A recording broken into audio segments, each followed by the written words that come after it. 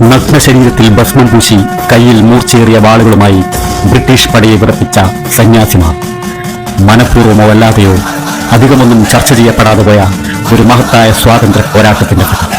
ആകാശത്തെ പിടിച്ചുലയ്ക്കുന്ന ഹരഹര മഹാദേവികൾക്കിടയിൽ ഭസ്മം പൂശിയ ഉടലും കത്തുന്ന കണ്ണുകളും കയ്യിൽ മിന്നുന്ന വാളുകളുമായി കാലഭൈരവന്മാരെ പോലെ ഇരച്ചു കയറിയ ഒരു പടക്കൂട്ടം ഉണ്ടായിരുന്നു ഇവിടെ.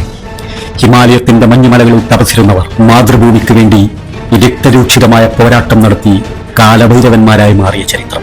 വെള്ളക്കാരന്റെ തോക്കിൻ കുഴലുകളെ നഗ്നമായ നെഞ്ചുകൊണ്ട് നേരിട്ട ഭാരതത്തിന്റെ കാവൽ പുത്രന്മാർ.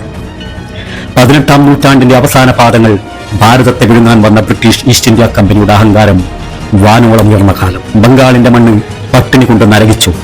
ലക്ഷക്കണക്കിന് മനുഷ്യർ തെരുവുകളിൽ മരിച്ചു വീഴുമ്പോഴും അന്നത്തെ ഗവർണർ ജനറൽ വാറൻ ഹേസ്റ്റിംഗ് പുണ്യയാത്രകൾക്ക് പോലും നികുതി ഏർപ്പെടുത്തിക്കൊണ്ട് വിശ്വാസികളെ വെല്ലുവിളിച്ചു.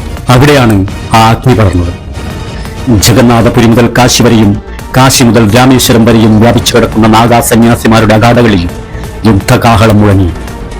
തപസ്സുപേക്ഷിച്ച് അവർ ആയുധമെടുത്തു. അത് ഭാരതത്തിന്റെ മണ്ണിൽ വെള്ളക്കാരനെതിരെ ഉയർന്ന ആദ്യത്തെ വൻ മതിലായിരുന്നു. നാഗാ സന്യാസിമാർ യുദ്ധത്തിനിറങ്ങിയാൽ പിന്നെ ഒരു തിരിച്ചുപോക്കില്ല. അവർക്ക് മരണം ഒരു ഉത്സവമായിരുന്നു. വനങ്ങളുടെ മറവിൽ നിന്ന് കാറ്റുപോലെ അവർ വന്നു. മിന്നൽ പോലെ അവർ പ്രഹരിച്ചു. ആധുനിക പീരങ്കികളും തോക്കുകളുമായി വന്ന ബ്രിട്ടീഷ് സൈന്യത്തെ വെറും വാളും കുന്തം കൊണ്ട് അവർ പിച്ചിച്ചീന്തി. ഗറില്ല യുദ്ധമുറയുടെ അവസാന വാക്കായിരുന്നു നാഗാ സന്യാസിമാർ. പകലന്തിയോളം കൊടും വനത്തിനുള്ളിൽ തപസ് ചെയ്യും. രാത്രിയിൽ കാലനെ പോലെ ശത്രുപാളയത്തിൽ പ്രത്യക്ഷപ്പെടും. ക്യാപ്റ്റൻ തോമസ് അടക്കമുള്ള പ്രഗത്ഭരായ ബ്രിട്ടീഷ് കമാൻഡർമാരെ ഈ സന്യാസി പട വെട്ടിനിരത്തിയത് ചരിത്രത്തിന്റെ മായാത്ത മുദ്രയാണ്. തങ്ങൾക്ക് പിടിതരാത്ത വെടിയുണ്ടകളെ ഭയക്കാത്ത ഈ നാഗന്മാരായ യോദ്ധാക്കൾ ബ്രിട്ടീഷ് സാമ്രാജ്യത്തിന്റെ ഉറക്കം കെടുത്തി. ഒരു യഥാർത്ഥ നാഗാ സന്യാസിയുടെ വീര്യം 10 ഇംഗ്ലീഷ് പട്ടാളക്കാർക്ക് തുല്യമാണെന്ന് അവർ തിരിച്ചറിഞ്ഞു.